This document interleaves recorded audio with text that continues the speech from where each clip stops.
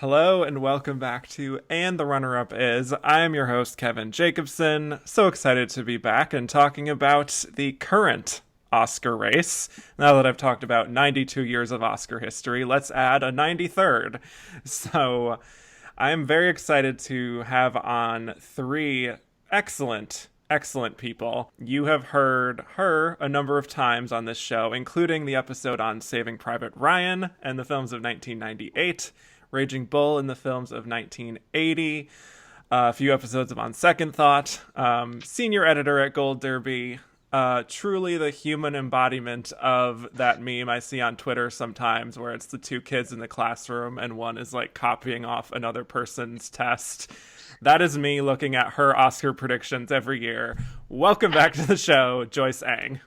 Oh, well, your check's in the mail. Does that mean we got the same score this year? I don't even look at my score yet, so I don't know. I don't know. I was in like the 2000s of the ranking of like 9,000 people. Well, Kevin also generously, I think a year ago, gave me the title Stats Queen. You are the Stats Queen. It's still in my Twitter bio. Good. Because of yes. Kevin. I am hoping you bring the stats today. So, my next guest is someone you have never heard on this show before, who I'm very excited to have on for the first time. He's a fellow contributing writer at Gold Derby and resident Viola Davis stan. Yes. Welcome to the show, Luca Giliberti. Hello. Thank you so much for having me. I'm so glad to be here. And what a day. What a day. And what a great day to be a Viola Davis stan. I'm so happy to talk about these awards. Yes. And finally, you have heard her twice on this show talking about Traffic and the films of 2000 and Roma and the films of 2018. One of the best film critics I know, who has written for Variety, Time Out New York, The Playlist, Vulture. She's been everywhere. It's Tomris Laffly. Hi, everyone. I'm so happy to be here, especially on this extremely unusual Oscar year where everything is being done differently. I'm really excited to dive in. Oh, yes, as am I. All right, folks. So I just want to kind of go around the horn here and get our initial impressions of today's Oscar nominations. So let's just start in the order I introduced you guys. Joyce, what are your biggest sort of notable stories of the day? And any stats you want to come out with, feel free. Well, I'm very happy about Sound of Metal basically maxing out, as it were. Paul Raci, who I was like hope predicting all season. So we all got like our faves in. Yes. This year. So Glenn made it. Yes. Congratulations. Thank you.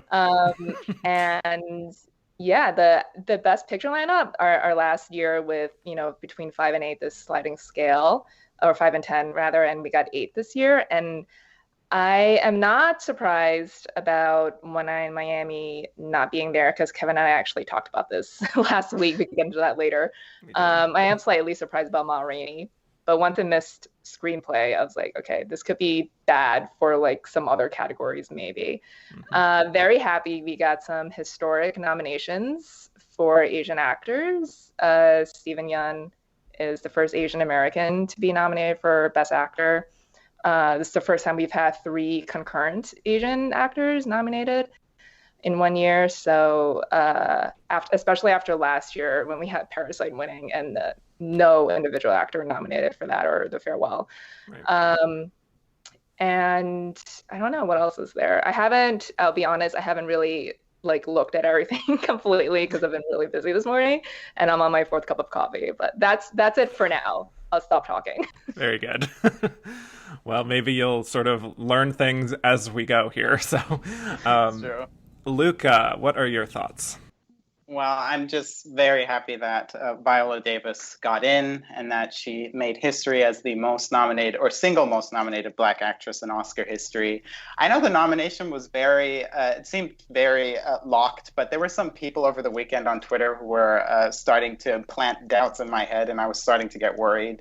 So I'm just glad to see her here. I'm a bit disappointed that Ma Rainey's Black Bottom underperformed a bit, that it didn't get into Best Picture and didn't get into Adapted Screenplay.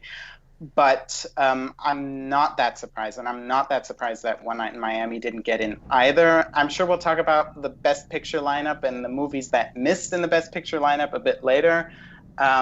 I think there were steps forward in terms of inclusivity, but we're very far from being at the finish line. But it's always good to see a lot of history making and to see more people being included. But there's still a lot of work to be done. Yes, definitely a mixed bag there.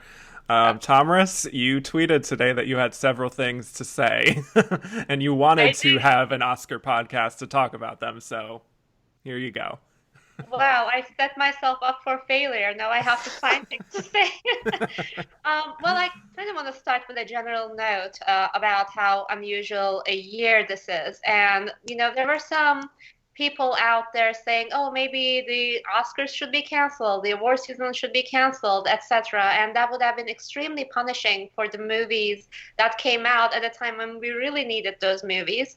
And looking at these nominees, especially the range of them, the diversity that these nominees have, it actually proves exactly the opposite. The movies were there. There were actually even more movies that we're talking about, oh, that should have been included, this should have been included. I think overall, this is a really strong year, and it would have been a big shame if Oscars somehow got canceled. That was my first note. I think the biggest surprise for me, and perhaps the one that I cheered about the most, is Lakeith Stanfield's inclusion as a nominee. I love Judas and the Black Messiah. And that is a very interesting nominee overall because it released this year in 2021, but because of the expanded eligibility window, it benefited. And I was thinking, oh, did it have enough time to campaign? Will people actually think of this movie as an Oscar movie of, this past year? But Lakeith getting in really, brightened up my day. I think he is lead. I'll accept him in supporting if that means that he will, get a nomination. But, that made me really happy. Steven Yeun, being in, I loved him in Burning. I was hoping that, people would remember him Burning. But, he's excellent in Minari. I'm so happy. It's kind of crazy that he's the first Asian actor to be nominated as a Best Actor. It's a great stat, but it also sounds crazy that, in all the history of the Academy, this is the first. Same thing about two women being nominated for Best Director, Emerald Fennell, Promising Young Woman, and Chloe Zhao for Nomadland. Again, I am overjoyed. I love both of those movies. They were both in my top 10 of 2020. But then again, it's just so crazy to say it out loud. First time two women got into Best Director race and got nominated in the same year. Just something to really pause and ponder. But I'm really happy. Those are my first impressions. Yeah, definitely a lot to unpack there. I agree with what everyone said here. I suppose everyone wants to hear my thoughts on Glenn Close getting her 8th Oscar nomination today, which means she is now among the top 5 of actresses most nominated in Oscar history, which is insane. It's an incredibly exclusive group of her and Geraldine Page and Bette Davis, Katharine Hepburn, and Meryl Streep. I mean, that's incredible company. Geraldine Page did win on her 8th nomination. Am I saying that that's going to happen for Glenn? It's possible. We can discuss it. But yes, so, I mean, Hillbilly Elegy certainly was not my favorite movie of hers by any means, but just happy for her as a resident stan that she could add another mark to her tally there. But also as a fan of Promising Young Woman, as Tomris was as well. I don't know if Luca and Joyce felt the same way. I don't know, but I was just very interested to see how the Academy would treat that movie, because in recent years, it seems like these darker contemporary thriller types of movies like Gone Girl and Nightcrawler and Nocturnal Animals, these were all movies that were met with a very cold reception overall, despite very good precursors. So a part of me was worried, like, oh God, is there going to be like older men in the Academy who are just so turned off by this movie that it's just not going to land much of anything? But it had pretty much as good of a day as it could have, all things considered. I mean, picture, director, actress, screenplay, and editing is like a very incredible combo that sometimes leads to a Best Picture win. Not that I think it will in this case, but it is very much exciting for me that plus Nomadland for Chloe Zhao, those two movies are the ones that have that combo. And it's, it's something we haven't seen for women directors before. And I'm curious to see how many Oscars Chloe Zhao will walk away with at the end of the night, because she is nominated for 4 of them. And I think she has a pretty solid case of winning like at least 2, at max 4. I really think she really, really could just be like juggling all her Oscars at the end of the night. So I want to just dive deeper into some of the top categories. We can just start with picture, of course, since that's the big one. Only 8 nominees this year. Not a huge fan of the sliding scale. I don't know how people feel on the panel here. But glad we're going back to 10 next year, because I think it's probably safe to say that Ma Rainey's Black Bottom and One Night in Miami would have made it if it was a field of 10. Like, that seems pretty obvious at this point. But our nominees were The Father, Judas and the Black Messiah, Mank, Minari, Nomadland, Promising Young Woman, Sound of Metal, and Trial of Chicago 7. I like this lineup overall, and I was happy to see the kind of bubble nominees that people were talking about, like The Father and Judas and Sound of Metal, all making it in, even though people were like, oh, one of them or 2 of them or maybe all of them are going to miss. But they all did, and we had like this sort of tier 2 nominees of Ma Rainey's Black Bottom and One Night in Miami missing out. Joyce, we have certainly talked about this last week, that One Night in Miami might miss. We're oracles, okay? We were, yes. But do you want to delve into why we think that happened, plus Ma Rainey? Yeah, I just felt like One Night in Miami, it just had a very low nomination ceiling. Because what was it like Max gonna get? Like picture, acting for Leslie Odom Jr., he did get in, adapted screenplay, and song. And I know some people were still predicting Regina, but she didn't make DGA, and I guess she could have made director since it didn't match DGA again. But I felt like it was like a lot of expectation leading into like the premiere of the movie for like the past 6 months, and I felt like her name was carrying a lot of it, and the movie felt like it was something that was good but not great. Like, it's not a movie that people really love or feel passionately about like they do like Sound of Metal, Amazon's other movie, which I don't think they really expected. Like, I think we can say for sure that One Night in Miami was their number 1 this season, Yeah. So I feel like it felt like a movie that was just kind of slipping through the cracks, and yeah, it hit everything, but it's like, Critics' Choice, it had, their max 10, PGA had their max 10, so it was like guaranteed a slot basically there. And I feel like it's not one of those movies that just has a lot of passionate like number 1 votes anywhere, so it just fell through, and I moved it to my 10th slot last week. I think Kevin said he dropped it. Did you put it back in? Yes, I put it back in. We don't have to talk about it. I chickened out. I mean, we all probably still had it in, right? Yes. Yeah. But I mean, Ma Rainey, I was more surprised about because it got more guilds than One Night in Miami did. Yeah. But yeah, once it missed screenplay, I was like, I think it's missing something else. I still thought it was getting in, the acting for Chadwick and Viola, but I thought maybe it was going to miss like another like locked craft category that we were thinking. But no, it was picture. I mean, I've been worried the entire time, all season long, because Ma Rainey's Black Bottom and One Night in Miami kept missing top 10 lists, even from critics.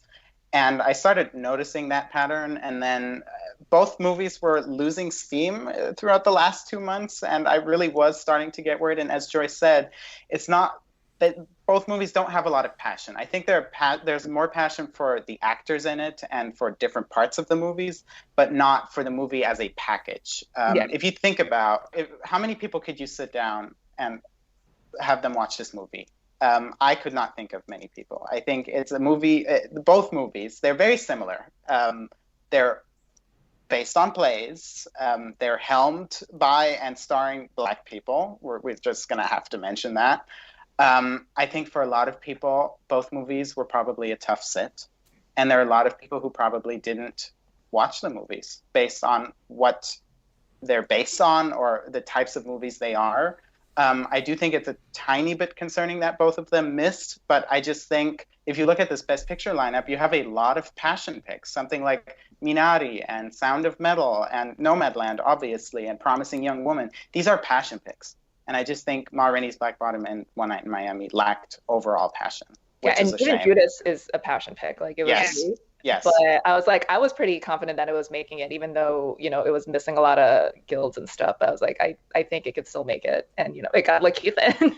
I mean, one thing that I would add to both Ma Rainey's Black Bottom and One Night in Miami, I agree with you, Luca, on the similarity in that, I mean, they're both based on plays, but they also feel like plays. And I don't mean that as like to knock these movies down. That's, in my opinion, that's not a poor or bad quality of the movie.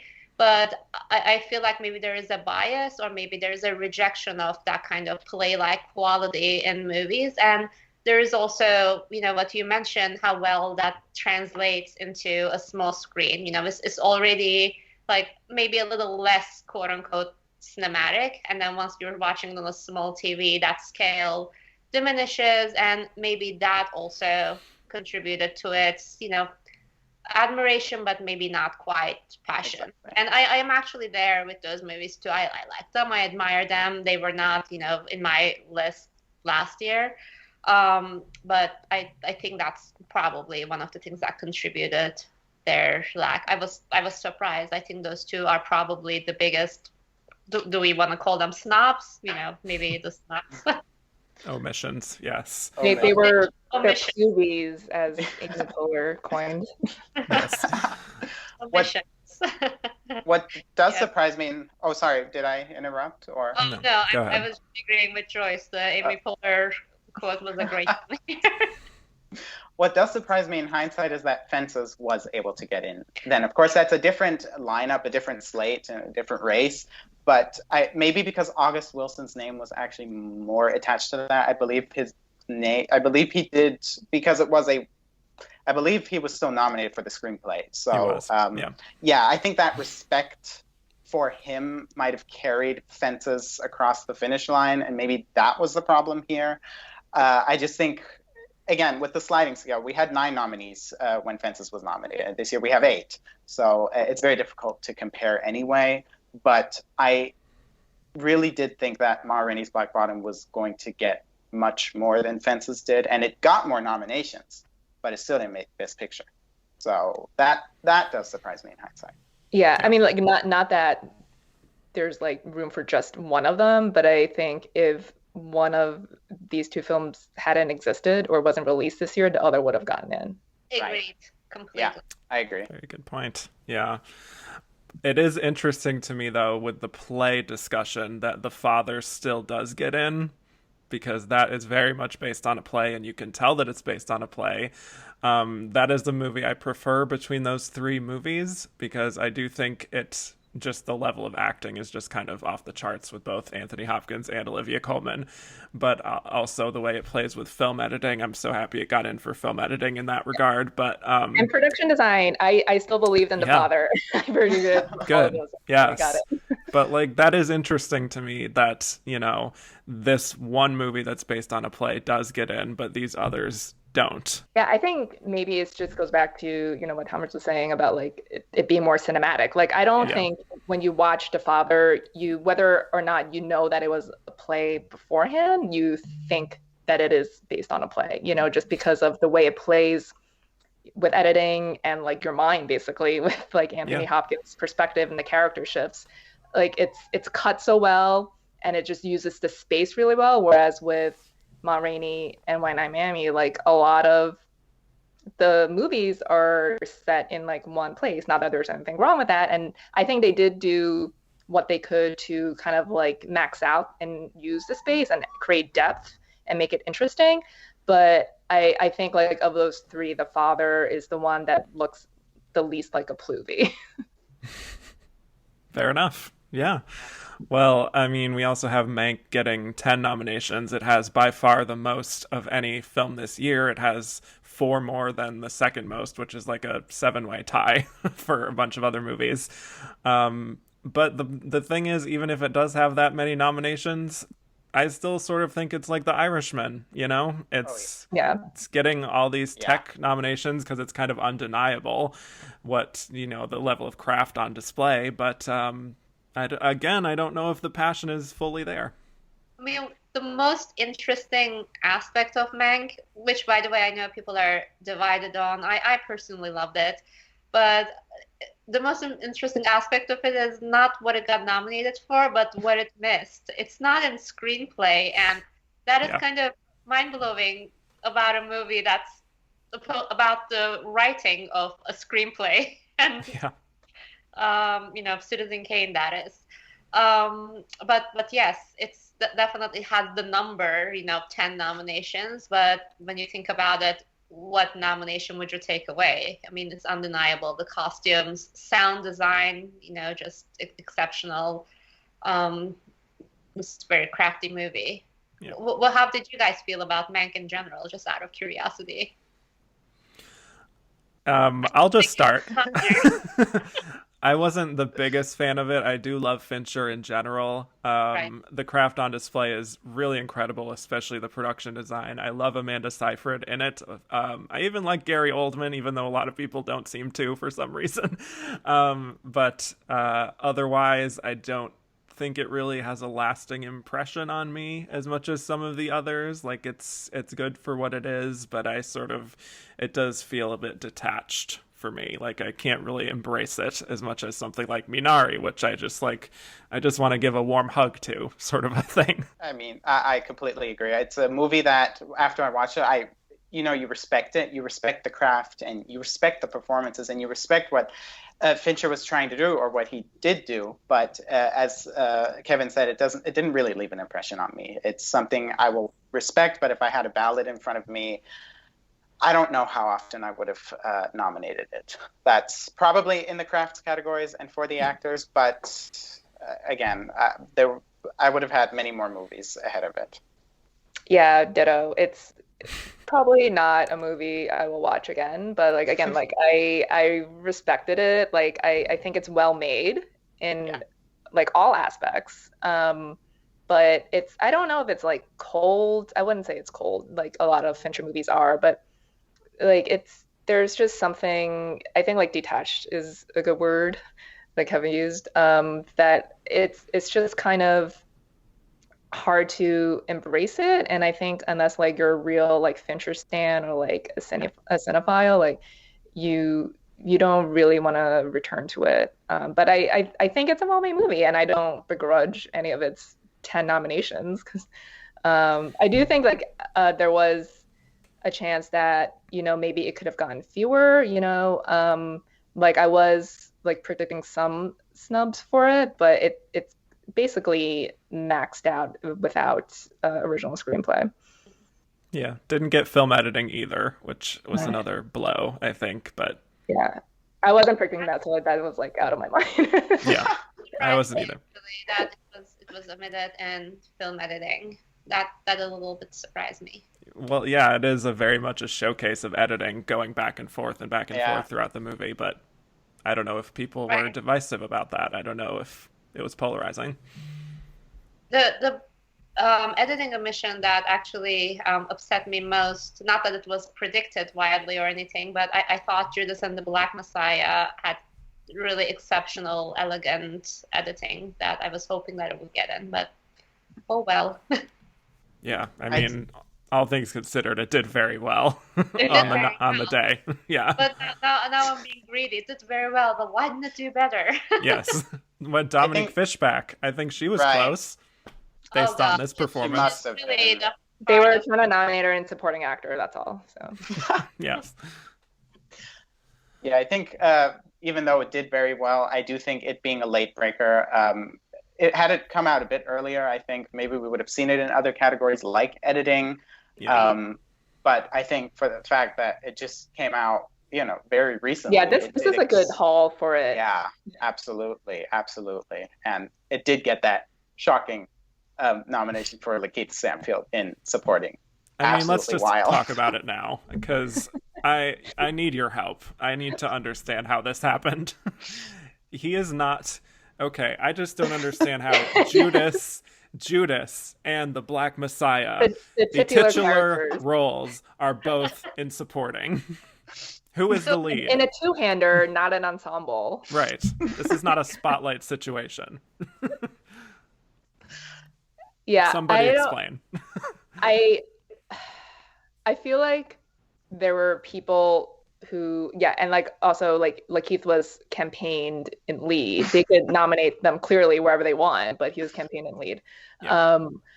I think maybe some people, because there was already discussion over whether or not Daniel was a lead or supporting, Mm-hmm. So maybe some people felt like Daniel was a lead and were voting for him in lead, and conversely was voting for Lakeith in supporting. And like, obviously Daniel still has his core supporters who were voting for him in supporting. So he got more votes here and got in, and the lead actor top 5 consensus was pretty like locked, and he probably couldn't make up in lead, I'm guessing, either of them.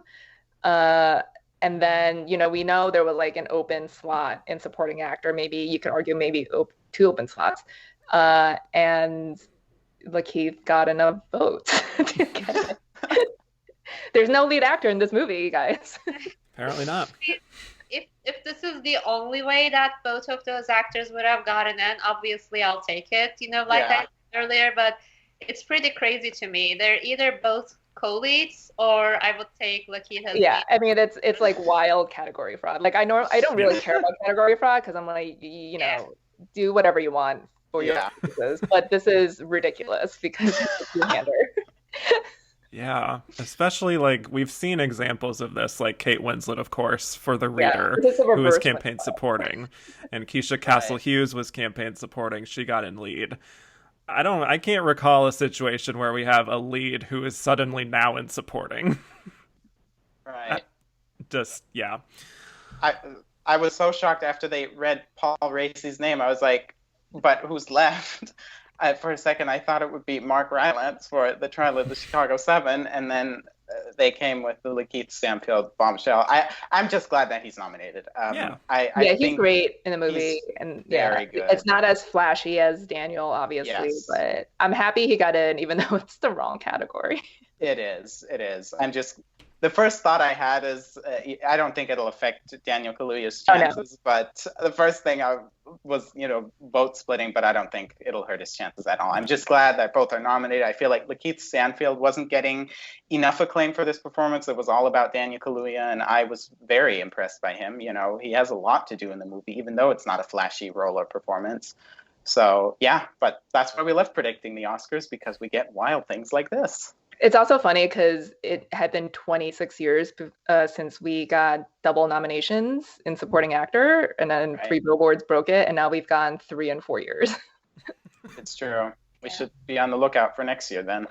Apparently, yeah. I think Lakeith getting in just shows support for Judas, just beyond like the category fraud. It shows like, the real passion behind the movie. I mean, when Marina Del Tavira, was that her name, when she got nominated for Roma, I felt the same way. I mean, look what happened there. The film didn't win. But it was still, there are people who feel passionately about this movie that they would actually nominate the other performance that was not as talked about, even though it should have been talked about. Well, she was actually supporting, so. Yeah. There's that. There was no category fraud there, but at least it was remembered. Yeah. Yeah, I think it's probably going to be like a Sam Rockwell, Woody Harrelson situation here, where like, yes, he has another co-star in the category, but Daniel Kaluuya is absolutely just going to sweep, I think. It's just so funny because we've been talking about like all season, like, oh, will like Chicago get 2 guys? Like maybe it'll get this one in Miami. That's true. Like, no, it's Judas. It was Judas the whole time. I mean, the last thing I will say about Judas is that slightly Oscars related, but not really, because it's a 2021 movie, but it's eligible because of the expanded window. I really, really do hope that critics organizations, including my own New York Film Critics Circle, don't forget this movie next year, because most critics organizations, or maybe all of them to my knowledge, did December 31st as a cutoff. So I hope all of a sudden Judas and the Black Messiah doesn't become, it's last year's news. That's true. So I am just flagging it there. Dear fellow critics, remember. Yes. Very good. And speaking of supporting actor and 2021, Jared Leto did not get in for The Little Things, as people feared. But Warner Brothers still got a nominee. Yeah. So you win some, you lose some, I guess. It's still the weirdest nominations that he gets Golden Globes and SAG, and then it was like it reeked of like the classic Globe and SAG snub. Yeah. Exactly. I but took also him out like last minute. Yeah. Yeah, but like the field was open enough where like you could see him getting in. Right. Exactly. Apparently it was this open to get Lakeith Stanfield in as well. Yeah. So also another notable snub here, Helena Zengel for News of the World, also a Golden Globe and SAG snub here. Not as surprised with that one. I think News of the World really didn't have a lot of passion. I know there were some people who thought that like the old guard of the Academy, the steak eaters, as Ann Thompson likes to say, that they would have just gotten her in and the movie in and who knows what else, but not a good showing for that movie. Yeah, it just got like I think 4, and they're all obviously below the line. Yeah. But I wanted her to get in just to continue like the Tom Hanks bump, because he gets all of his supporting co-stars in, and he never gets nominated. Yeah, it would have been. I think that crowd probably put their weight behind, the steak eaters crowd, as you call them, or Ann Thompson calls them. They probably put their weight behind Chicago 7, or I would say maybe a movie like Father even. Those are the ones that got the passionate support, not something like News of the World. But yes, it is surprising. I think maybe even Sound of Metal could be True. That too, with like the editing and the sound and everything. Yeah. So let's just dive real quick into these acting categories, as much as we haven't talked about a few other things. It really is very exciting, this Best Actor lineup, after many years of me just really not liking most Best Actor lineups in general, that this is a very good crop overall, I must say. Obviously, Delroy Lindo is a very notable snub that a lot of people are talking about, and I agree with. I think he should have won this category, but I don't know what happened with The Five Bloods. Maybe it came out too early.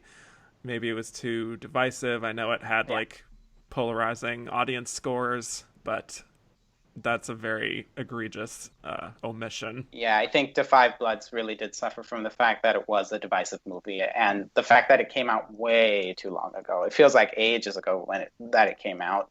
And with Delroy Lindo, I think I told Joyce this.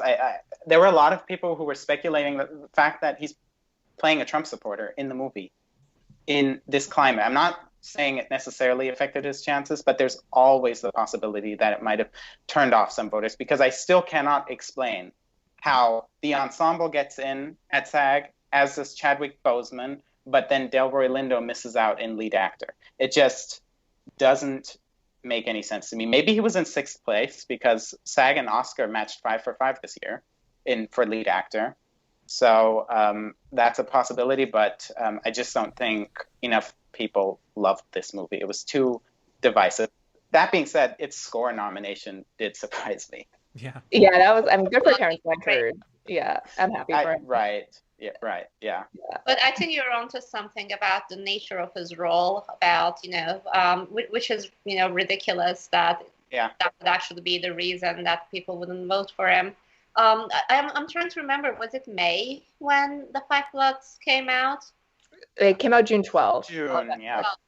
So we weren't really that early in pandemic, but it was still the early times, and there was still a lot of like shuffled emotions around then. Maybe people did move on from that time. Who knows what happened, but that is one omission consistently this season that just really puzzled me. I don't get it. I know like everyone was trying to make it and Delroy happen. I was like, guys, it's not going to happen.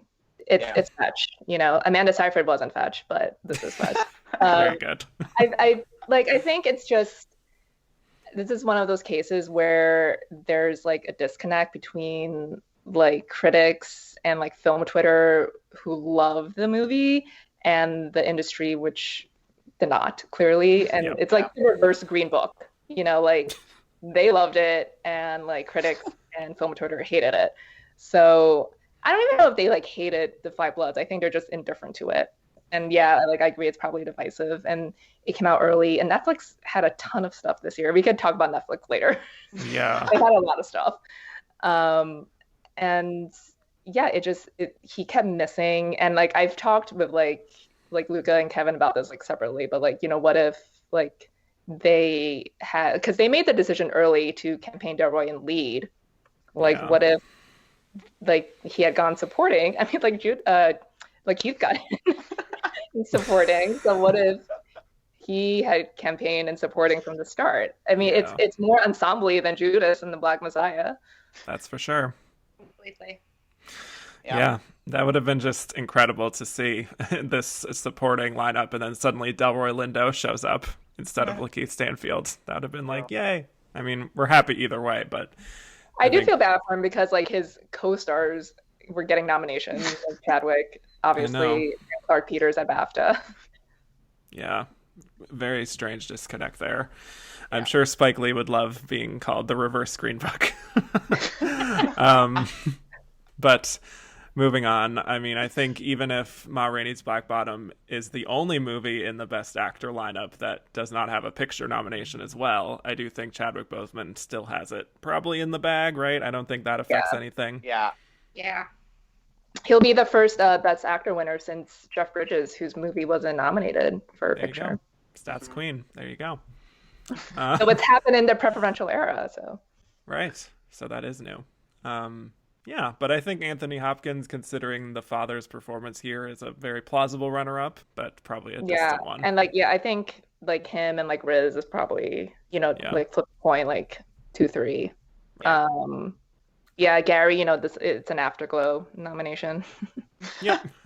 It's an incredibly strong lineup. I agree with what you said earlier, that you just look at them and you can't really argue with, what these nominations represent overall. Right.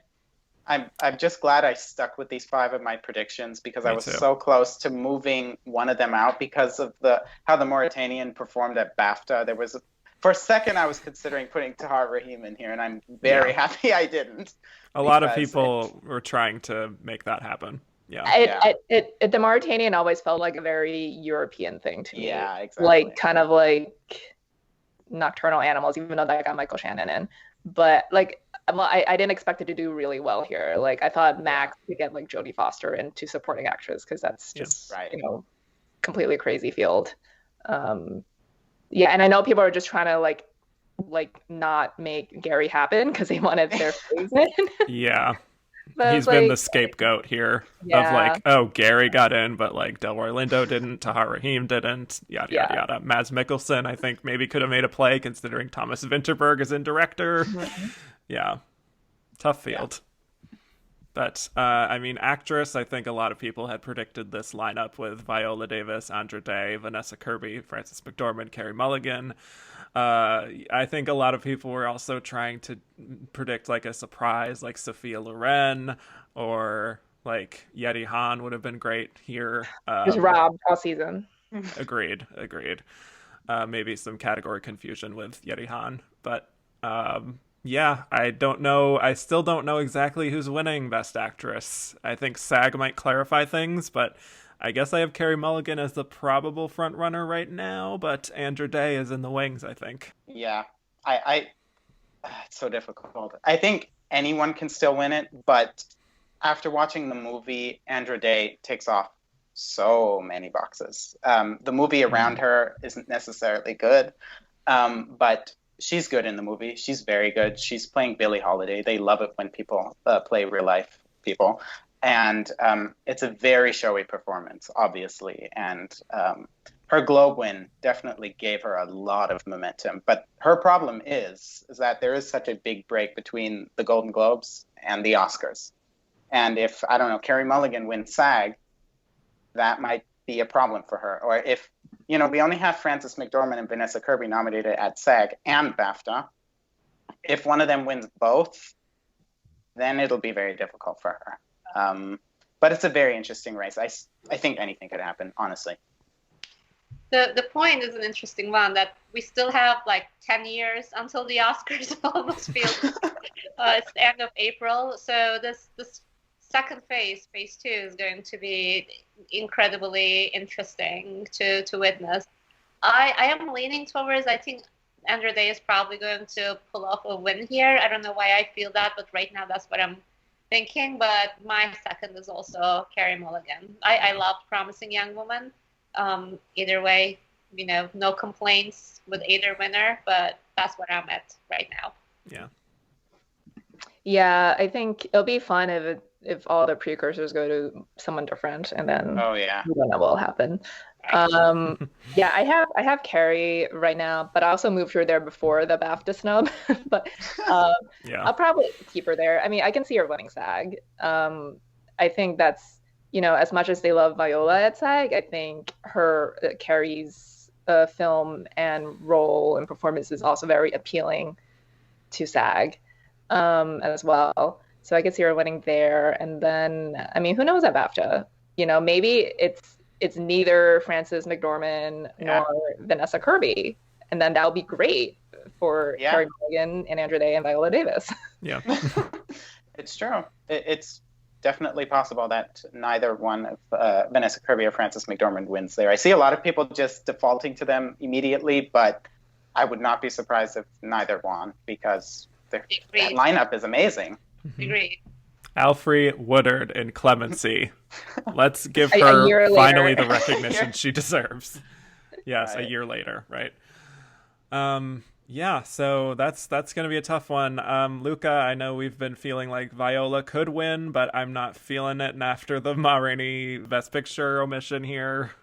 Yeah, I haven't been feeling it since the Golden Globes, actually. Okay. I never expected Ma Rainey's Black Bottom to perform well at the Golden Globes. I predicted the 2 nominations it got. I didn't predict it elsewhere.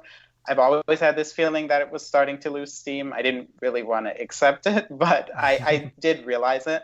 And I just don't think she's going to win this year. I love the performance, but I know it's a shorter performance. I think she only has 25 minutes of screen time, and I know a lot of people have held this against her. And with all these capital L lead performances in the category, I just can't imagine pulling ahead this year. I could still see her winning SAG, though I've cooled off a bit on that. I do think Carey Mulligan probably is in first place there, though, again, anything could happen.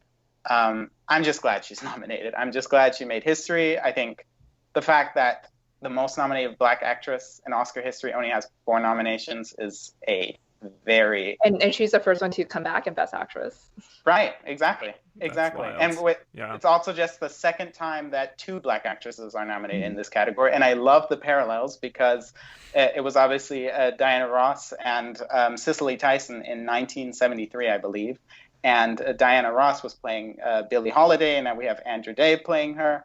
And obviously Cicely Tyson is Viola Davis's mentor and played her mother on How to Get Away with Murder. So I love all these parallels. Yeah, it's a really beautiful parallel there. Yeah. I think a lot of people like Luca want Viola to win, or it'll be cool. And she's like someone who you feel like should have multiple Oscars. Right. And she also came so close in this category for The Help. But I just never felt like Ma Rainey, even before today, was strong enough to carry it to 2 lead wins, because Chadwick is locked. So I think this is just it's just another nomination in her ledger, and maybe she went on the next one. Yes. Agreed. And I'll just also add kudos to Vanessa Kirby for still making it in, even though a lot of people doubted her because her movie is divisive. It has Shia LaBeouf in it, so we didn't know if people would feel a certain way about even watching it. And it's kind of a difficult movie to get through for a lot of people, but kudos to her. She made it through. She hit everything. She did. Everything, yeah. It's so interesting that it just felt like there is no way to bring her down during the, Venice and fall festival season. It was all about Vanessa Kirby, and then it was the performance, and then the world to come, which, a lot of people loved, and I was mixed on, and I'm also mixed on, Pieces of a Woman. So it was just, kind of fascinating to watch, the movie kind of plateau a little bit, or, the heat around her performance. So it's impressive that she's in this list. Yep. Right. Yeah. And the fact that she got nominated everywhere, but Ellen Burstyn could only get a Critics' Choice nomination still surprises me a bit. Yeah. I understand. I still believe that a lot of people probably didn't get to her part in the movie. I genuinely believe that. They just watched the first act. Exactly. But yeah, I never really doubted Vanessa Kirby. Maybe at the beginning when the movie came out, I had some doubts, but at one point I realized there's just too much passion for this performance. People love it. She probably got a ton of #1 votes. And even if you look across the board, there are so many actors just doing interviews with her and praising her left and right. And for me, that's always a sign that a performance has a lot of passion.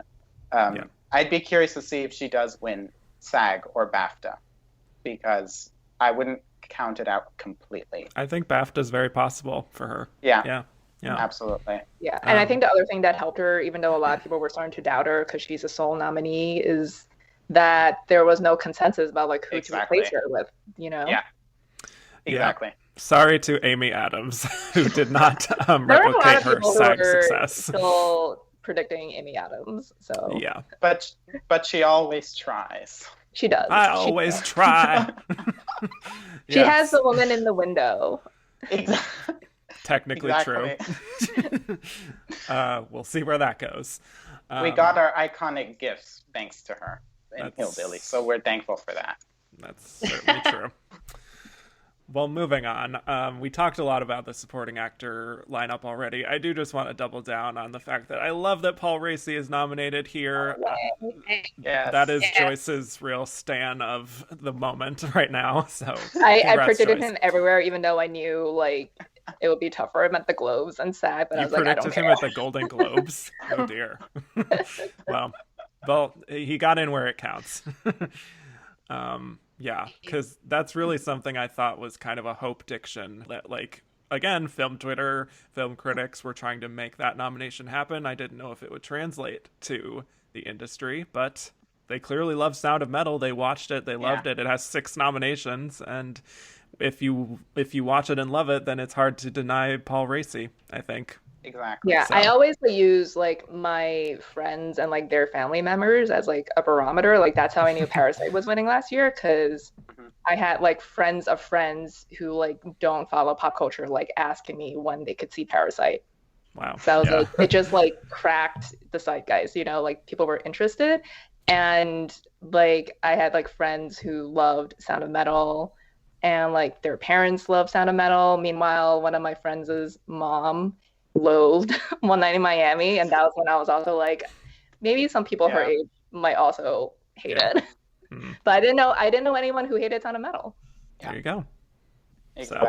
So. And it's the type of classy performance that the Oscars go for. I only predicted him here and at Critics' Choice. I never had him in at the Globes and at SAG. Well done. I just sometimes you just feel when a performance is going to be Oscar nominated, and even if it doesn't hit precursors. And I did put him in last minute. I think I put him in on Saturday, so it was really a last minute change that I made. But at one point I had a feeling that Sound of Metal was going to do very well, and I don't know how you nominate it and do not include Paul Raci in supporting actor. He's such a you leave that movie thinking about him and Riz Ahmed. So yeah, and that's how I knew he was also getting into BAFTA with the jury, because they're forced to watch the performances, and if you're forced to watch that movie, there's no way you're not nominating him. Exactly. It's just one of those nominations that just proved why I love following the Oscar race, because like you just have all these like this is a lock, and all of a sudden you just see a name like Paul Raci that's on the bubble, and a lot of people are not predicting, and it kind of just made it worthwhile. Yeah, and I'm just happy for him, like for his career. I love these like character actors like getting late career recognition. He's like Richard E. Grant for me this year, even though Richard E. Grant was locked the entire time. But I'm just happy for him, and I hope he gets more roles now. Yes, I think I'm sure he will. I think we all love kind of like the classic stars, like the Meryl and the Glenn and the Kate Blanchett and whatever. We love following them for the Oscars, but it's also really nice to see these people that nobody really knew a year ago suddenly emerge and give this great performance, and suddenly they're on the Oscar nominations. And it's just really nice, kind of like a rags to riches type of story in a lot of these cases. So. And I just love that you found a way to sneak in a Glenn Close mention in the Paul Racy discussion. He's just queuing up for the next segment. So. Yes, thank you for the wonderful transition into supporting actress. Yes. So this was a category that was giving a lot of people upset stomach for a lot of this. I loved it. What are you talking about? Yes. Well, some people revel in this sort of chaos. This is what we need after after 2020 last year sweep, not just the year, but the acting sweep. Yes. And yet, I feel like in the end, we have a pretty solid 5 that people have been kind of predicting for a while, you know? We got some critics picks with Maria Bakalova and Ye Jung-yoon, which I don't want to understate the incredibleness of both of them getting in here, because they are just so unique in Oscar history to getting these nominations. But of course, you have Glenn Close, who has all this, there was always going to be that expectation that she might just get a nomination because of who she is. And Olivia Colman, congrats on her getting a follow-up nomination so soon. Nice to see. And Amanda Seyfried, I was very happy for her. I was very much doubting it because SAG did not go for her for some reason. So I thought it might just be like, we're not ready to bring Amanda Seyfried into the club yet. I thought it might be like a Jennifer Lopez situation from last year where, like, here's this actress who's been in the business for a while. She hasn't made a lot of great movies in general, but, we're not going to let her in quite yet. But here she is. It's a great performance. I love this category. I'd be happy with, honestly, any of them winning. And any of them can win. Yeah. They can. Absolutely. I'm curious to see what happens at SAG. I think that will obviously give us the indication. But even if someone does win SAG, we could still see a different Oscar winner. But I'm just very happy to see Glenn Close here. She became such a internet target, or film Twitter target, this past season. And people were really trying to just hate on her. And I understand Hillbilly Elegy is not a very well-liked movie. I get that, but people were pretending like she had killed people's pets. Here's the thing. Like Cruella de Vil is not great, but you can still give a good performance in a bad movie. Exactly. And vice versa. Yes. Like you can trash the movie. But I just always, from the moment I saw the performance, I always thought a lot of people were just going to like it. Think about the character she's playing. And think about how many people probably thought of their grandmothers or their mothers while watching it. I just remember that scene where she shares the food with her grandson, or she gives him a portion of her food. People identify with that. That's what a lot of Oscar voters love, especially these steak eaters that we talk about a lot. I just never doubted her. I never had her out anywhere. Me either. I kept her in the top. Even though after the reviews came out and people started dropping her, she fell out of the top 5. It's like, I'm keeping her in. And we predicted her BAFTA snub. That's the only one.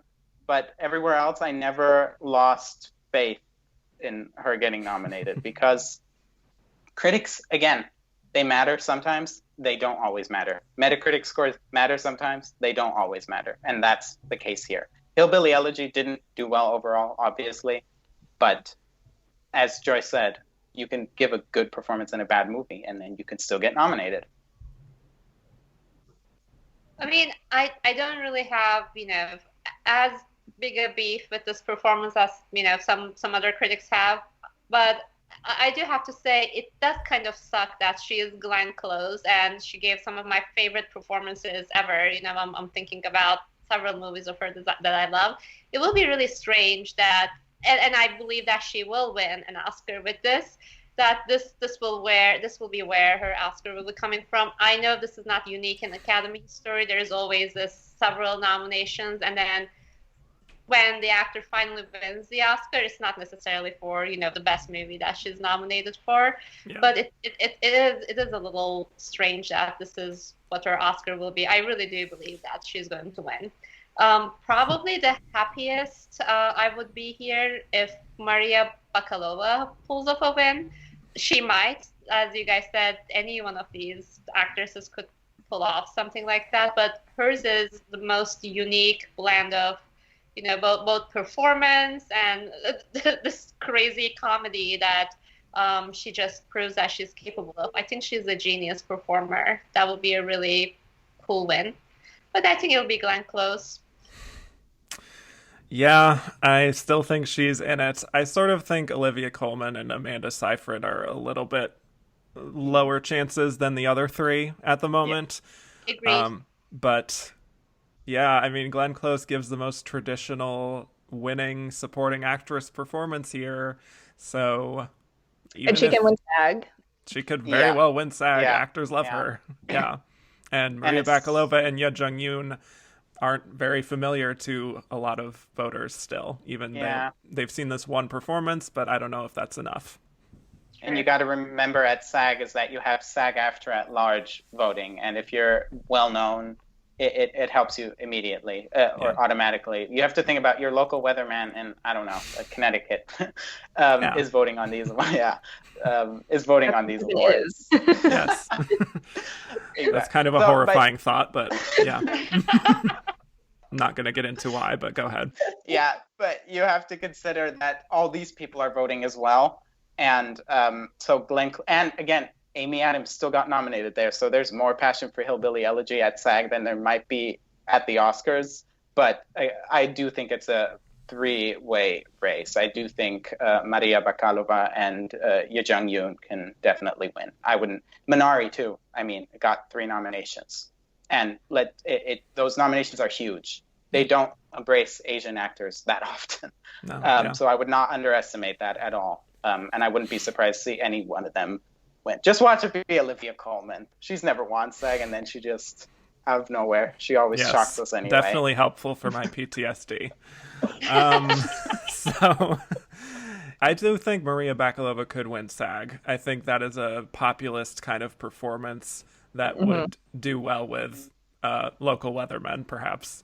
I feel like her, the fact that she got this nomination, it's one of those, it can never happen again, once in a lifetime nominations, only in this year in this circumstance. Yeah, exactly. It's so crazy to think about. She actually made it, and she was the only one who hit everything too. It's still kind of crazy that she lost the Globe. Yeah, I know. Right. But maybe I don't know if she had gone supporting. We should be in Jodie Foster. Yeah. Poor Jodie Foster. Not Jodie even Foster's nominated. the new Aaron Taylor Johnson. I mean, one day, even if she misses this one day we should just give her an honorary Oscar for ridiculing Rudy Giuliani. That would be really, well deserved. So. Yes. I mean, I think that was another factor why, people were voting for her and they love it, is because of that. Yeah, absolutely. Yeah. Oh, yeah. Yeah. I mean, it's actually a kind of a masterclass in acting, because she can't break character there. So I think that it really appeals to a lot of actors, I would imagine. But yeah, what a very, very unique winner she would be. I almost want to, if it can't be Glenn, I do hope it's Ye Jung-yoon, because I adore her. Yeah. I know, I love her. And she would only be the second Asian actress to win. Yeah, so I would love that, but I would love Maria too. I'd love if any of those 3 won. So I'm happy either way. Are you going to predict Glenn? I am. Because I have to maintain my brand. But because you're a good Terminator. Yes, I'm a good Terminator. Thank you. All you film Twitter people out there, bad Terminators or new. Bad Terminators. It's a good week for Glenn because Friday is her birthday. Yes, happy early birthday to Glenn. We haven't mentioned it yet, but she was also nominated for a Razzie. Truly still making history at her age. Yeah. It's really nice to see that. Did you see her? Razzies. Yeah. Did you see her interview or her reaction to her Oscar nomination? She was so happy that she was, or how she said how cool it was to be nominated for an Oscar and a Razzie in the same year. Yeah. So she's taking it in Oh, stride. like when she got the Razzie nomination, I was like, she would totally show up, like virtually, not in person, but like. You want to know the best thing that I saw? I don't know where I saw this, because you know how she's like re-wearing the dresses of past years. Iconic. Someone said that she should wear her golden dress from a few years ago to the Razzies. She was dressed to win. Okay. Yes, exactly. So we'll see what happens. She should, yeah. Yeah, but yeah, those are the acting categories. If let's just go around and say what we think the 4 actor winners will be. Luca. Oh God. So I'll go with the easy one. So Chadwick Boseman in actor, Daniel Kaluuya in supporting actor. I'll go with Andra Day in actress, and for now I'll go with Glenn Close in supporting actress. Fair. Tomris? Supporting actress, Glenn Close. That's, currently what I'm leaning towards. Actor in a supporting role, Daniel Kaluuya. Mm-hmm. Lead actress, I'm also going with Andra Day because that's, just my gut tells me, but if not, Carey Mulligan. And actor in a leading role, Chadwick. I think that's the one that I feel most confident with, probably anyone else out there. Joyce, what are we thinking? Well, same for the dudes, Yeah, they're boring. The male races are all locked up. We've talked about this a lot. Yeah. Actress, I'll go with Carey for now. Supporting, I had Yoon in first leading up to this, but I might put Glenn in first now for winners. Yeah. I still have her in first for SAG. So. Yeah. Well, once again, I'm copying Joyce, so nothing's changed. Those are my picks. I mean, I'm copying you for supporting actress. Okay, fair enough. Glad we could mutually benefit each other there. Just anything we want to say about the screenplay races here. Mank missed original screenplay, which we talked about. That's very notable. I think Emerald Fennell could win this original screenplay. Yes. Over Aaron Sorkin, which everyone's been predicting. I saw Promising Young Woman in Sundance, which is, where it premiered. And I think from that Sundance, that was the one movie that I took away as, okay, this movie is a hit. And the reason that I felt that way is that it continuously plays with your expectations. And even in the first scene, you think it's something, and then you just find out that, she's eating a hot dog, and then there's all this ketchup spilling, and then you think that it's blood, but it's not, it's ketchup. And that's a perfect entry into how many times she kind of, plays with your expectations and pulls the rug from under you. And that's a testament to how strong her screenplay is. It is really a movie that keeps you guessing until the end. And even if you hate the ending or you love the ending, it is memorable and people talk about the ending. And that is, I think, a screenplay winner make right there. Yeah. Mm-hmm. I think it's really like the Get Out it's the Get Out this year, where that was nominated against Three Billboards, or its main competition was Three Billboards. Yep. I remember I went with Three Billboards back then. I don't know why, but I just feel like it really is original with a capital O. As you said, you mentioned all the strengths of the screenplay, and I just think, and the fact that Promising Young Woman did so well, it really hit those big categories. And yes, Aaron Sorkin won the Golden Globe, and yes, Trial of the Chicago 7 is still very popular, and people love Sorkin. But I just feel like this is going to be Emerald Fennell's award to lose. I'll definitely put her at number 1 immediately. She just I think she'll win WGA. Yes, and she'll win BAFTA, and then she'll be fine. But I've mentioned this on this podcast before and elsewhere. This is one of my favorite categories, and the past decade, with the exception of 1 year, they've had great winners. You can say Green Book. It's okay. I mean, you said it, I didn't. Okay.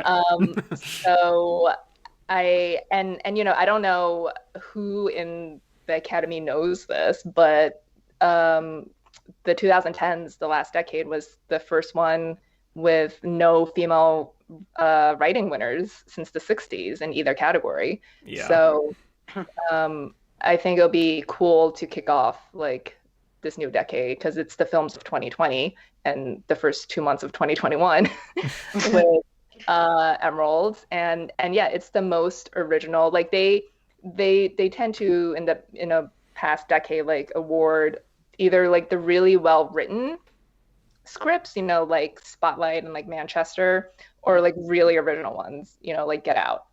And Promising Woman is very original, and yeah, I kind of feel like Chicago 7 could be third, like even after Minari.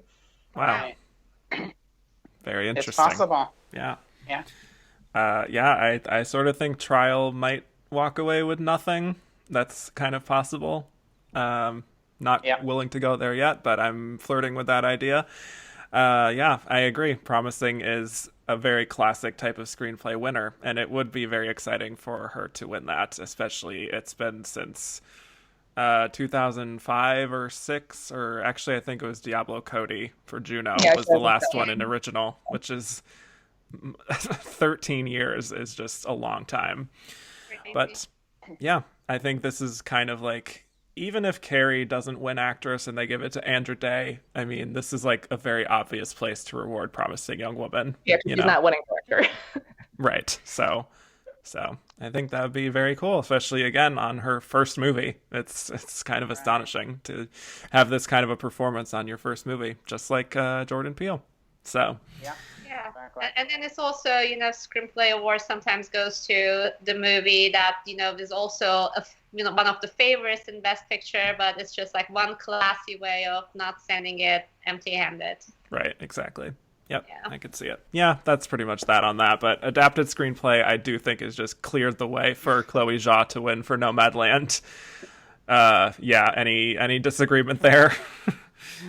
No. Yeah. But I mean, I'm excited for them to do Borat full title again. The full Borat title, yes. And can I just say I love Nomadland and Chloe Zhao. I love her filmmaking before Nomadland too. But it would kind of suck to not get a single Sacha Baron Cohen speech on Oscar night. So True. If we were to divide the world, I hope Chloe Zhao wins director. And I would be equally happy if Sacha Baron Cohen walks away with screenplay. I just want that guy to speak and say something about Giuliani. Yeah. I know this is not the most kosher Oscar prediction, but there goes nothing. Yeah. Yeah.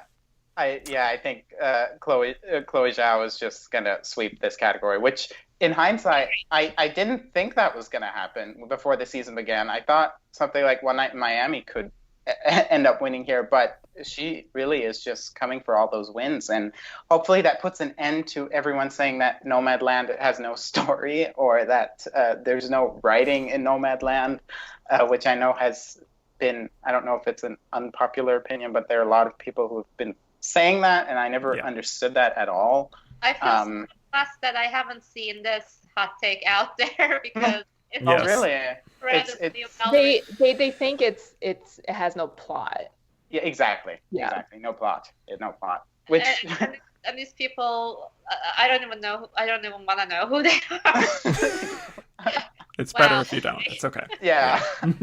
I'm just glad that she's being recognized for her screenplay work because it's so important. Again, a lot of people just have been disregarding and saying, the directing is on display here, but not the writing. But the writing is so integral to the success of this movie. Yeah, so, I think both her writing and the editing, which she also did, are underrated. And like going back to, I said this earlier today on like a Slugfest that I did. But I like the complaints that there's no plot to the movie, but like I am never bored by Nomadland. No. Because of the editing, because she cut it so well, and it's almost, I mean, anyone who knows me knows I love a good 90-minute movie. And this movie is like a little shy of 2 hours, but I'm not bored by it. Like I'm not one of those people who think it doesn't have a plot, but it's like she knows exactly when to leave a scene and keep the pace moving. And things obviously do happen to Fern in the movie, but it's like a great marriage of the script, which is very, I guess, minimal, you could say, and her editing, that it just really worked well together. And yeah, I'm glad. I think she could win editing too. Like it's very subtle. I wouldn't predict her right now, but I wouldn't be surprised if she won editing. I mean, Nomadland is one of those movies that, because it's a road movie and it's about van life, and those things are random in life, right? You're just going from one place to place, and you're not sure what's going to happen. And she captures that randomness of this woman's life so perfectly and eloquently that maybe that's why people think there is no plot, but that's exactly the opposite. That is actually a testament to the screenplay, that she's able to capture the kind of rhythm of this woman's life so perfectly, both on the page and on the screen. Yeah, she made it look too easy, perhaps. Exactly. Exactly. Yeah. She made it look like real life. That's why a lot of people have. I mean, I have seen some people call it like a documentary. Like it should be. Exactly. Yeah. Right. Yeah, that's what a lot of people, I think, and that's with Frances McDormand as well. I know we're not talking about her right now, but she makes acting look easy. It's Absolutely. So natural. It's so, you feel like you're just watching a real person. And I don't know if that helps her or works against her. Same with the movie overall, but I think it's incredible. And if people are calling Nomadland documentary-like as a kind of just knock to a screenplay, do they think that documentaries involve no writing, which is also kind of crazy? Yeah, that documentary subscript. Yeah. Very good point. I also just think it's a really good feat of adaptation. I mean, Fern is an invented character. That is, she was not in the Nomadland book because she is not real. There are the people in Nomadland are featured in the book, like Linda May and I think Swanky and Bob Wells. But, Fern is a complete invention. I think it's a very good feat of adaptation itself. And that's what I think this category should honor, which is why I was upset that Little Women didn't win last year, because I thought that was another great feat of adaptation itself. It was, especially when you saw her script. Yeah. And how she delineated the flashbacks and stuff. Exactly. Which people didn't understand either. I don't know how you can get confused. I don't know. That's a whole other topic. Yeah. I mean, that would have been a terrific winner. I agree with you. Yes. Yeah. So. What a shame. I don't think directing is like a race at all. It's clearly going to be Chloe Zhao, but fingers crossed. Well, yeah. I mean, I don't even know who would be second, honestly. Lee Isaac Chung. Maybe. Yeah, I don't. No one even thinks. No one's thought about it. Well, I'm just gonna put Chloe, and that's it. I think it's going to be Chloe, but if she were to miss, which I don't think she will, and I think she deserves it, Emerald Fennell would also make a solid winner here, because she really plays with various genres so seamlessly. It's as much a director's movie as it's a writer's movie.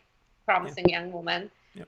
But it's a really strong lineup. One entry here that I'm surprised about is another round, Thomas Winterberg. I don't think anyone predicted him. Who predicted him? I don't think anyone did. Eric Anderson predicted this. Eric Anderson. Yeah. I mean, he was definitely contemplated by a lot of people, including me. Yeah. I remember oh, sorry. But yeah, Chloe is probably the winner here. Yep. Yeah. I was so close to putting him in last night, because I looked at the 5 and I was like, Aaron Sorkin just doesn't feel right, but I couldn't decide who to put in. I know a lot of people are putting. So yeah, because a lot of people were putting in Darius Marder, and others were putting in. Some were still putting in Regina King, though I didn't really believe that anymore. And I really wanted to put another round in here, but I just couldn't. I thought that was too bold. I mean, next time we know just to go the European auteur. Exactly. I mean, it's happened twice now in the last. Yeah, and it did well at BAFTA. A third woman. Whoa! Stop right there. We have two already. But I want to throw you guys a question. So Judas and the Black Messiah clearly did better than some predicted, and exceeded my expectations too. In this year's nominees, I think that is, legit my favorite movie. So why wasn't it in the director's race? I think it probably just missed, because like when Lakeith got the nomination, I was like, oh my god, it's like Shaka King gonna make director. Yeah, I know. I mean, I would have loved to see him instead of someone like Thomas Winterberg, but that's another instance where maybe had the movie come out a bit earlier and the campaign could have been a bit longer, maybe they could have gotten him in, Shaka King in there. But I agree that he was probably somewhere in 6th or 7th. Yeah. I mean, also don't forget, this movie was supposed to come out in August. Exactly. And they saved it for 6 months. Yeah, exactly. And and sometimes, anyway, it's very difficult to be welcomed into the club. And I think if you want to, you really need that extensive campaign. That being said, we never really, or I didn't notice the big campaign for Another Round, and that still managed to get in here. So again, sometimes we can't underestimate a European auteur getting in here. Right. I think it speaks also to the growing international membership of the Academy. Yes. That we're getting these every year now. We got Alfonso Cuarón and Pavel Pawlikowski in 2018. Obviously, we got Bong Joon-ho. And here we have Thomas Vinterberg. And I'm wondering if that is going to be a pattern that we keep seeing every year, that maybe a non-English language film gets into this lineup every year. We have two Asian directors for the first time. Yeah. Right. Yeah, I think this kind of case, Thomas Winterberg and international auteurs getting in, it's just something that's normalized now, and we will continue seeing that, and that's not a bad thing. It's a great thing, and I'm happy for it. I just wish it was Shaka King just in this case. Yeah. But if we're going to talk about international feature in general, this was an especially strong year. And I was in the jury for Gotham Awards International Feature. It was their first year having that category. So this year, I always try to watch all the movies that are being talked about in the running, but this year I actually had to watch them. And while there are some great choices here, like Collective pulling a Honeyland, both as a documentary and international feature, I'm kind of surprised about what's not included from that short list.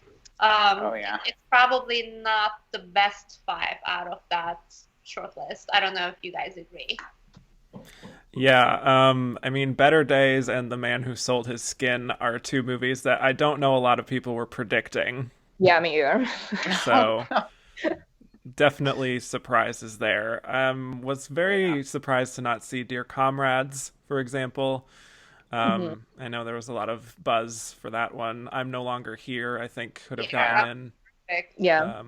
I'm just kind of confused as to how they landed on these 5, I suppose. Yeah. And Night of Kings as well. Night of the Kings, exactly. Night of Kings, yeah. Yeah.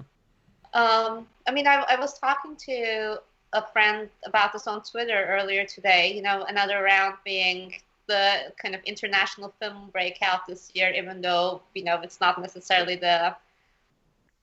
maybe the best out of the short list or out of the international films out there. I wonder if it spoke to people, that crowd that we call the steak eaters during a pandemic, about this male camaraderie.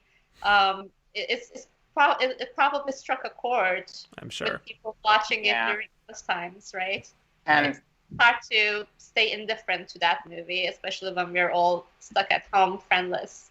Yeah, right. And also maybe due to the fact that Mads Mikkelsen is a familiar face that never hurts, especially for international films.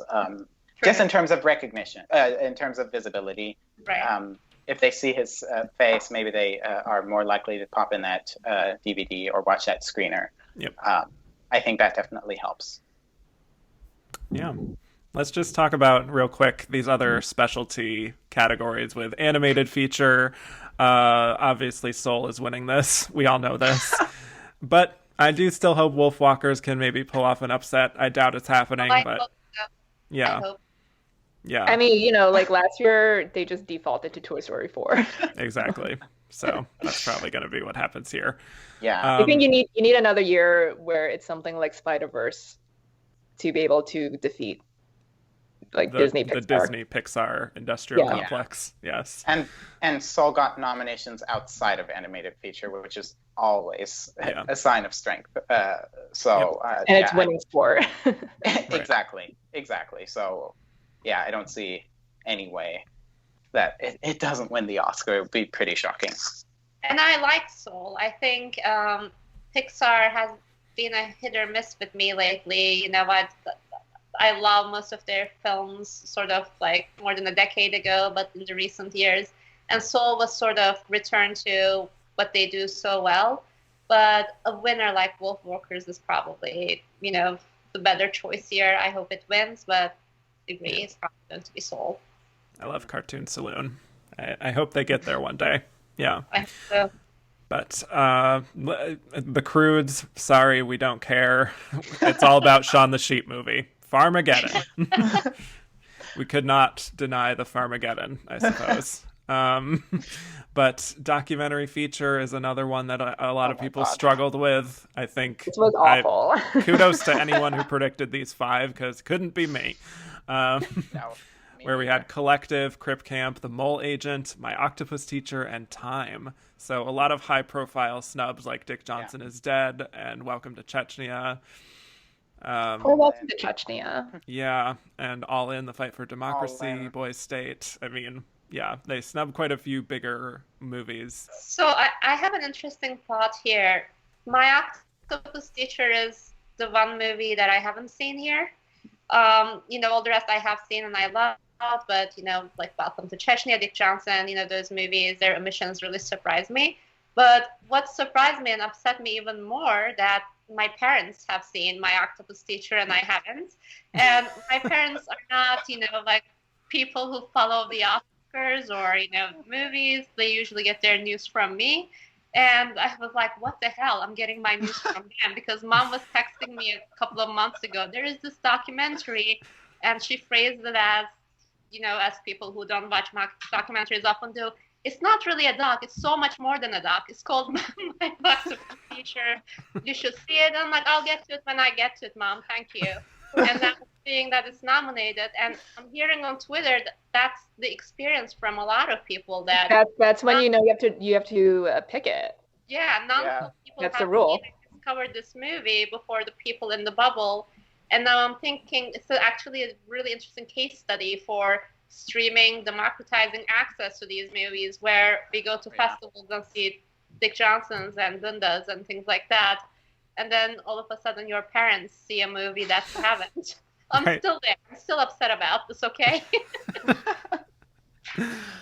I'm just surprised that All In didn't make it. I thought Stacey Abrams was really going to push it into this category. I thought just her, you know, popularity, to put it lightly. So I was surprised. I actually had it getting 2 nominations because I also had it in song, so I went 0 for 2 there. I'm just a bit surprised, but I don't even think it was in the top 5 in our odds, so maybe I should have just... Yeah, I never predicted it or the song because I really liked the documentary, but it wasn't like hitting anything. Right. Yeah. So I was like, I'm not going to predict it. Yeah.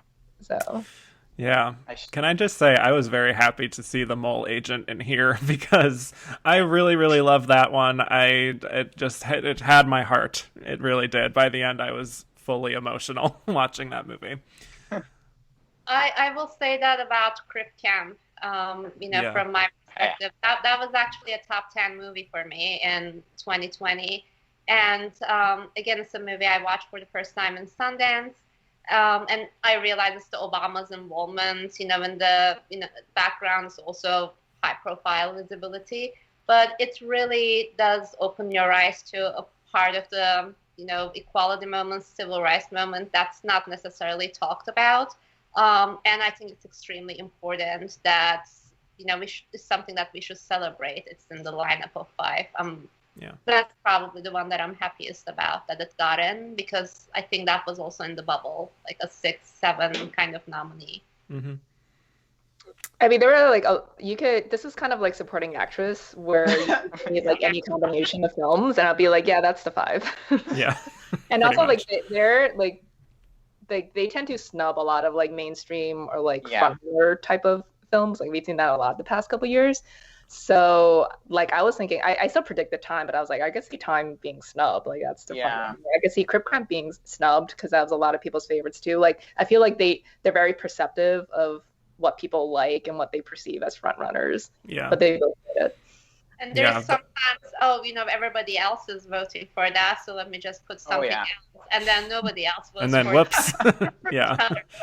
Yeah. Now. Absolutely. That was the thinking I had with not predicting Dick Johnson is dead. I just too. assumed I so many yeah, people. I got that too. Yeah, Me too. it was too popular that it wouldn't get in. Ironically, yeah. But I actually think Time could win that. That's the one that has the most sort of acclaim of these five, from what I can tell. So, Yeah. Yeah, well, the other thing is like they don't like archival footage, and that's Yeah. they use her home videos, right. Fox Riches. But I also feel like this was a very important topic, and so they Yeah. couldn't like thumb their noses at it. Exactly. Yeah. Let's just quickly go through any tech categories we want to talk about. We won't go through everything here because, we don't want this to be 3 hours. But anything of note for people to talk about with the, costume, cinematography, production design, score, song. Husavik. Oh yeah. Husavik, yes. I got this category 5 for 5 somehow. Wow, good for you. I was really hoping it would get in. I really did, and then last minute I took it out just because I thought it'd be too good to be true. I don't know. I had All In here as well. I had the song in here as well. So because I went 4 for 5, but I'm so glad Husavik got in because it's such a great song. And I haven't even seen Eurovision. I just listened to the song and watched the performance, and I loved it. So I'm so happy it's in here. It should win. More and finally win though. That'll be an uphill climb, but we can hope Dick did. I mean, Husavik is the only song here that is actually like integral to the plot of a film. Exactly. So the rest of them are end credits songs, which is not my favorite. No. I have one note on the costumes. Has anyone seen Pinocchio? I have not. No, I have not. I've seen the photos. Yeah, I mean that's actually one that I'm kind of surprised about. I don't want to say it's a bad nomination or whatnot. I haven't seen the movie, but one thing I want to note is that there is definitely a period bias or a fantasy bias in costume design. Something like Promising Young Woman would have been a terrific nominee here. It's a contemporary costume, but it's still costumey because of all the role playing the lead character does, and then the kinds of personas that she has to assume. That's something that upset me. Not that I was expecting it to be nominated, but it would have been cool. I agree. Yeah, it's always tough for contemporary. It's like they don't realize, like, even though like this is like their craft, like it's really weird because I understand if it's like the whole membership voting for the nominations, but it was like, this is your branch, this is what you do. Why don't you recognize contemporary costumes? Yeah, I mean, unless it's something like La La Land, which is contemporary, but it still has this like faux sheen on it. Right. Exactly. So that becomes a nominee. But I'll use this opportunity to make my annual plea that costumes should be split into 2. Contemporary and period fantasy would be great. But no one wants more categories, I guess. Well, they have room for one more since they combined. Exactly. Now. Yeah. Oh, right. Yeah. Since we split. Would be a good one. We brought sound together. Now let's split up costumes and make it an I mean, even 24. We really shouldn't. It's just like, what's wrong with you guys? Yeah, I know. Why are you just gravitating towards period stuff all the time? We're just trying to force them to actually acknowledge contemporary costumes. They always go for the most. It is the same craft. I understand probably the kind of research that goes into it and what you will need to do. Obviously, is different than period costuming, fantasy clothing versus contemporary.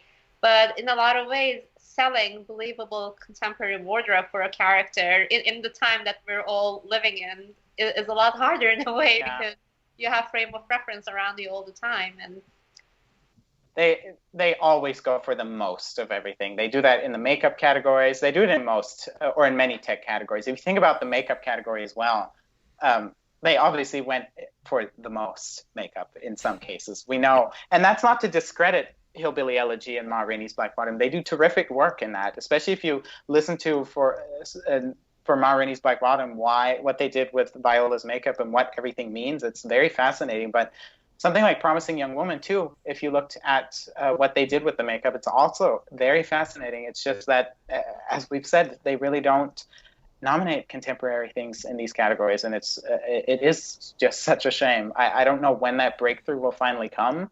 Maybe when they also get over their horror bias or whatever else is in place. I will hopefully at one point.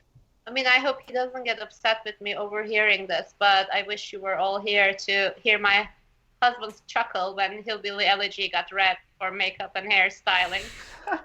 Well, I liked it. And, like, I think it's deserved. Yeah. They certainly put in the work. They did the most, and again, it's about the most. And then they were smart enough to put the real characters and to compare. Exactly. And contrast. So, who do you think will win this category? I had Hillbilly in first for the nominations. I might just put it back there. Well, there. It's either that or Ma Rainey. Yeah. Yeah, I do think it's between Hillbilly and Ma Rainey, but as you said, Joyce, it helps the movie that they put the pictures of the real life people at the end, and they really, really nailed it. Especially Glenn Close's character, Mama, obviously. Which might also pull her forward in supporting actress. Just saying. If they didn't have those pictures at the end, maybe they'd be like, I don't know what this gross stereotype of a hillbilly person is. What is she doing? But then you see a picture and you're like, yeah, pretty accurate. Exactly. But then again, Pinocchio is also here, which we don't know anything about. Multi-nominee Pinocchio. Yeah. Roberto Benigni's Pinocchio. That is. Yes. Has more nominations than First the Cow. Right. Or Never Early, Sometimes Always. Yeah. The Five Bloods. Yeah. There we are. I was definitely curious to see how Tenet would do overall. It only gets 2 nominations, production design and visual effects. Honestly, production design actually surprised me. I thought it was only getting VFX. Me too. But I just heard of the screener issues, or that voters didn't get screeners. So I think they just didn't bother or something. Or that. I think visual effects was always a given. I think it was always. I think it's winning. Yes, definitely. But people have mentioned how many movies, the correlation between production design and visual effects. I shouldn't have underestimated that. That if you're going to win visual effects, you're very often nominated in production design. So that stat still continues.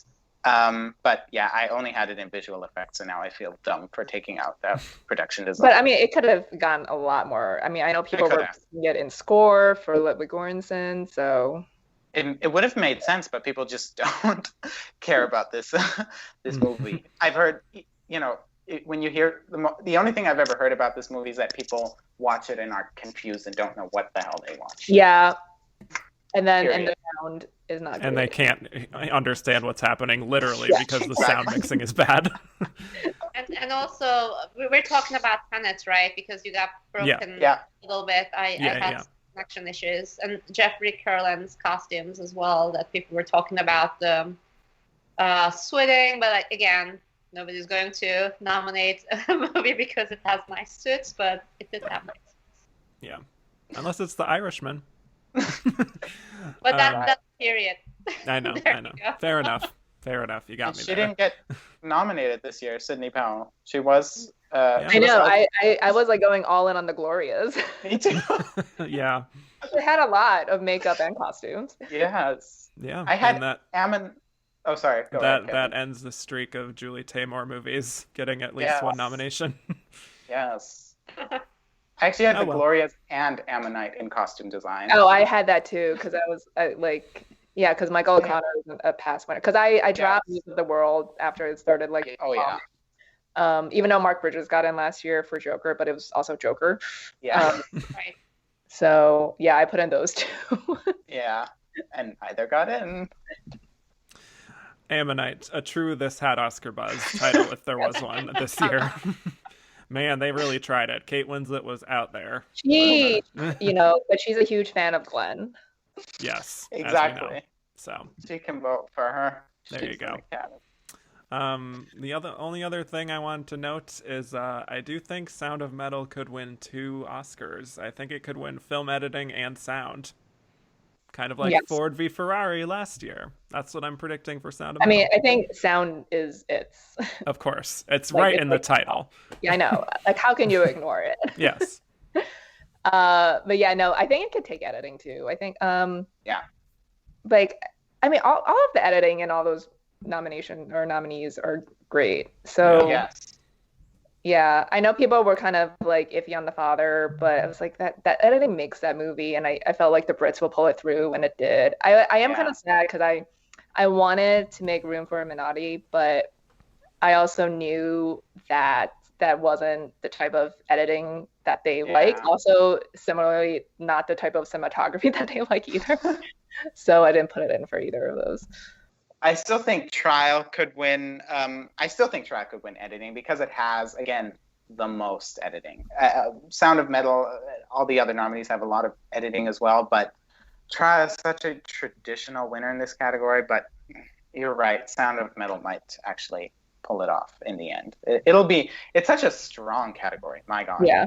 No Bohemian Rhapsody, thank God. Yes.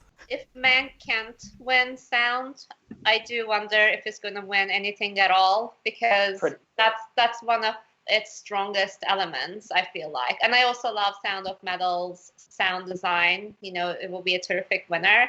But watching Mank, that even at home, getting the feeling that sound is vintage and sort of like bouncing off the walls of like this large echoey theater. Right. Does kind of put you in the mindset of a vintage place, and I don't think it was just doing it to be showy or nostalgic. It just kind of put you in that world so realistically, and I would really love for it to win, but Sound of Metal equally. Even if Mank doesn't win this, it's definitely winning production design, I think. Yeah. So it won't be The Irishman in that sense. It's not quite completely empty. It's the Irishman in like tone and the type of movie it is, I guess. For sure. But it's gonna win something. Yes. All right. Wow. So anything else that we wanted to cover that we haven't talked about? Did you like the nominations announcement? The Jonases? The Jonases from London. Yes. I know. Well, I was concerned that the White Tiger was going to be snubbed because they read Borat, but then Ma Rainey was snubbed. So congratulations to Priyanka. Yeah, I'm sure she's very happy. Yeah. They did a great job trying to pronounce the names correctly. Yes. She said Maria Bakalova, so I was surprised that. I feel like she knows the pain of people mispronouncing. Oh yeah. Yeah. Definitely. Exactly. I thought it was very good. I still miss the days where we got pictures, where we got the visuals for actors at least. I agree. But they haven't done that in quite a few years now, so we're used to it. And better than Instagram Live announcements. Oh God. Yes. They started on time. Yeah. No connection issues. Like better than the Globes ceremony. Exactly. I mean, I know it was not possible this year, but I also miss the old way of announcing, from a room where you would hear a couple of woohoos in the background from publicists. I was doing that in my living room, particularly for Lakeith. But it was good, Yeah, it's fun when like press is there and you hear like the gasps. Yeah. Oh yeah. When like someone is snubbed or something. I don't care for the applause because like save it for the end. But like when there's like a surprise, and then you just hear them like chattering when they're going on to like, the next category.